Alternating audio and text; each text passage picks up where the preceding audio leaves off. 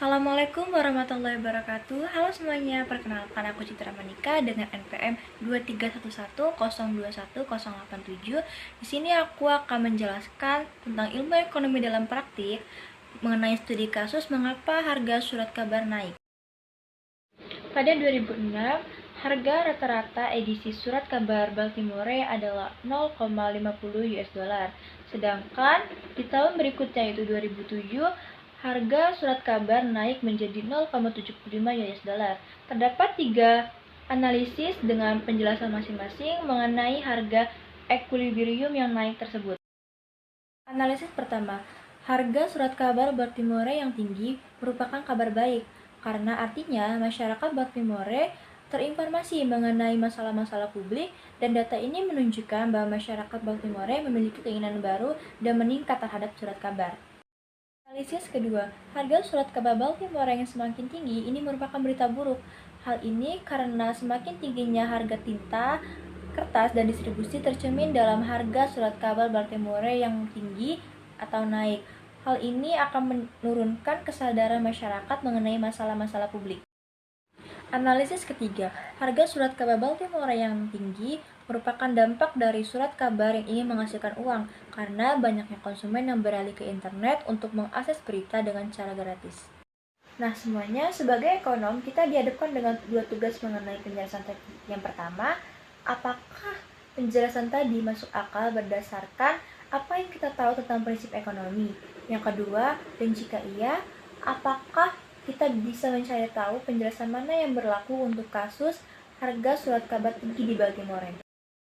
Apa yang dikatakan analisis 1, pengamatannya tentang peningkatan perhatian baru konsumen terhadap surat kabar memberitahu kita sesuatu tentang kurva permintaan. Analisis 1 tampaknya berpendapat bahwa terdapat perubahan selera yang menguntungkan surat kabar, yang berarti pergeseran kurva permintaan ke kanan.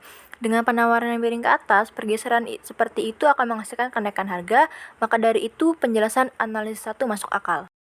Apa yang dikatakan analisis kedua berfokus pada peningkatan biaya pembuatan surat kabar. Ini akan menyebabkan biaya produksi surat kabar naik dan menggeser kurva penawaran ke kiri. Kurva permintaan yang miring ke bawah juga menghasilkan kenaikan harga. Maka dari itu, penjelasan analisis 2 juga masuk akal. Karena analisis 1 dan 2 memiliki penjelasan yang masuk akal berdasarkan prinsip ekonomi, kita dapat melihat bukti untuk melihat siapa yang paling benar. Ketika permintaan bergeser ke kanan, seperti dalam penjelasan analisis 1, harga naik, tetapi kuantitas juga naik seperti pada peraga A. Ketika penawaran bergeser ke kiri, seperti dalam penjelasan analisis 2, harga naik, tetapi kuantitasnya turun seperti pada peraga B.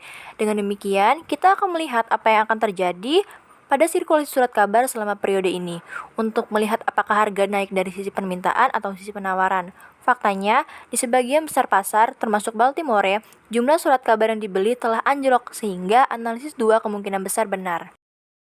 Tetapi berhati-hatilah, kedua analisis itu mungkin benar jika permintaan bergeser ke kanan dan penawaran bergeser ke kiri dengan jumlah yang lebih besar. Harga akan naik dan kuantitas yang dijual akan turun. Selanjutnya, bagaimana dengan analisis 3? Analisis 3 jelas tidak pernah mengikuti kelas ekonomi.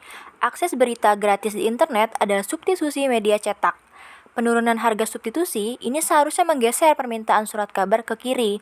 Maka, seharusnya hasilnya adalah harga yang lebih rendah, bukan kenaikan harga. Fakta bahwa penerbit surat kabar berusaha menghasilkan uang dan dihadapkan dengan persaingan baru ini tidak mengubah hukum penawaran dan permintaan. Baiklah semuanya, sekian penjelasan saya mengenai ilmu ekonomi dalam praktik dengan studi kasus mengapa harga surat kabar naik.